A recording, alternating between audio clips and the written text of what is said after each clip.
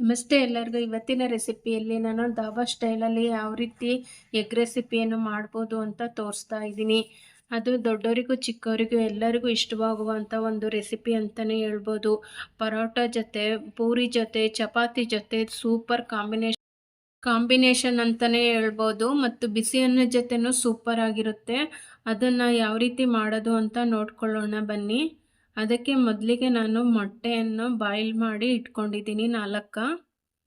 ಈಗ ಒಂದು ಪ್ಯಾನಿಗೆ ನಾನು 2 ಸ್ಪೂನ್ ಎಣ್ಣೆ ಹಾಕಿದ್ದೀನಿ. 4 ಮೊಟ್ಟೆನ ನಾನೀಗ ಚಾಕು ಸಹಾಯದಿಂದ ಕಟ್ ಮಾಡ್ಕೊತಾ ಇದ್ದೀನಿ, ಚೆನ್ನಾಗಿ ಉಪ್ಪು ಖಾರ ಸೇರುತ್ತೆ ಅಂತ. ನೋಡಿ, 4 ಮೊಟ್ಟೆಗೂ ನಾನು ಈ ಥರ ಮಾಡ್ಕೊತಾ ಇದ್ದೀನಿ.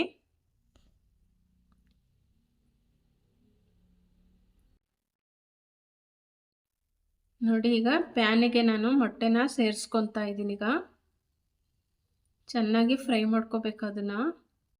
ಈಗ ಅದಕ್ಕೆ ಅರ್ಧ ಸ್ಪೂನ್ ಖಾರದ ಪುಡಿ, ಅರ್ಧ ಸ್ಪೂನ್ ಉಪ್ಪಿನ ಪುಡಿ ಹಾಕ್ಕೊತಾ ಇದ್ದೀನಿ. ಚೆನ್ನಾಗಿ ರೋಸ್ಟ್ ಮಾಡ್ಕೋಬೇಕು ಇದನ್ನು. ಈಗ ನೋಡಿ, ಈಗ ದಪ್ಪ ತಳದ್ದು ಕಡಾಯಿ ತೊಗೊಂಡಿದ್ದೀನಿ. ಒಂದು ಅರ್ಧ ಕಪ್ಪು ಎಣ್ಣೆ ಹಾಕ್ಕೊಂಡಿದ್ದೀನಿ. ಗರಂ ಮಸಾಲ ಹಾಕ್ಕೊತಾ ಇದ್ದೀನಿ. ಚಕ್ಕೆ, ಲವಂಗ, ಏಲಕ್ಕಿ, ಒಂದು ಪಲಾವ್ ಎಲೆನ ಕಟ್ ಮಾಡಿ ಸೇರಿಸ್ಕೊತಾ ಇದ್ದೀನಿ. ನೋಡಿ, ಈರುಳ್ಳಿನ ನಾನು ದಪ್ಪಾಗಿರೋದ ಒಂದನ್ನು ಚಿಕ್ಕದಾಗಿ ಹೆಚ್ಚಿಟ್ಕೊಂಡಿದ್ದೀನಿ, ಅದನ್ನು ಹಾಕ್ಕೊಂಡಿನಿ. ಈಗ ಅದು ಹಸಿ ವಾಸನೆ ಹೋಗೋವರೆಗೂ ಹುರ್ಕೋಬೇಕೀಗ.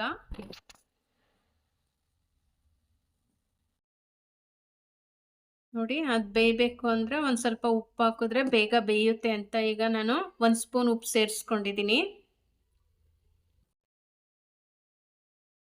ನೋಡಿ, ಈ ಕಲರ್ ಬಂದಿದೆ. ಈಗ ನಾನು ಒಂದು ಟೊಮೊಟೊನೂ ಸಹ ಹೆಚ್ಕೊಂಡು ಹಾಕ್ಕೊಂಡಿದ್ದೀನಿ, ಅದನ್ನು ಸಹ ಬೇಯಿಸ್ಕೊತಾ ಇದ್ದೀನಿ. ಸಾಫ್ಟ್ ಆಗಬೇಕು ಟೊಮೊಟೊ. 2 ಹಸಿಮೆಣ್ಸಿಕಾಯಿ ಚಿಕ್ಕದಾಗಿ ಹೆಚ್ಕೊಂಡು ಹಾಕ್ಕೊಂಡಿನಿ, ಅದನ್ನು ಹುರ್ಕೊತಾ ಇದ್ದೀನಿ.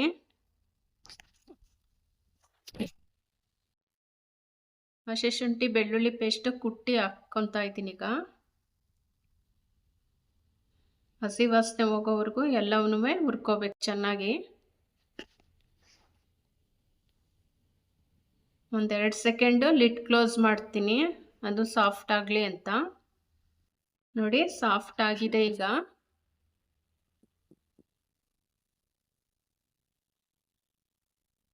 ಈಗ 2 ಸ್ಪೂನ್ ಖಾರದ ಪುಡಿ, 1 ಸ್ಪೂನ್ ಧನಿಯಾ ಪುಡಿ, 1/4 ಸ್ಪೂನ್ ಅರಿಶಿನ ಪುಡಿ ಹಾಕ್ಕೊಂಡು ಈಗ ಚೆನ್ನಾಗಿ ಮಿಕ್ಸ್ ಮಾಡ್ಕೊತಾ ಇದ್ದೀನಿ.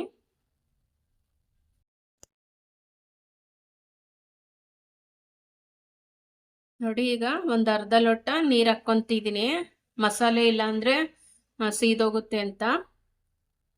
ಮತ್ತೆ ಲಿಡ್ ಕ್ಲೋಸ್ ಮಾಡಿ 2 ನಿಮಿಷ ಚೆನ್ನಾಗಿ ಬೇಯಿಸ್ಕೊತೀನಿ, ಎಣ್ಣೆ ಬಿಡೋ ತನಕ. ನೋಡಿ, ಸುತ್ತ ಎಣ್ಣೆ ಹೆಂಗೆ ಬಿಟ್ಕೊಂಡಿದೆ. ಈ ಥರ ಹಸಿ ವಾಸನೆ ಹೋಗಿ ಎಣ್ಣೆ ಬಿಟ್ಟರೆ ಅದು ಗ್ರೇವಿ ತುಂಬ ಟೇಸ್ಟ್ ಬರುತ್ತೆ. ಗರಂ ಮಸಾಲ ಹಾಕ್ಕೊಂಡಿದ್ದೀನಿ, ಸ್ವಲ್ಪ ರುಚಿಗೆ ತಕ್ಕಷ್ಟು ಉಪ್ಪು ಸೇರಿಸ್ಕೊಂಡಿದ್ದೀನಿ.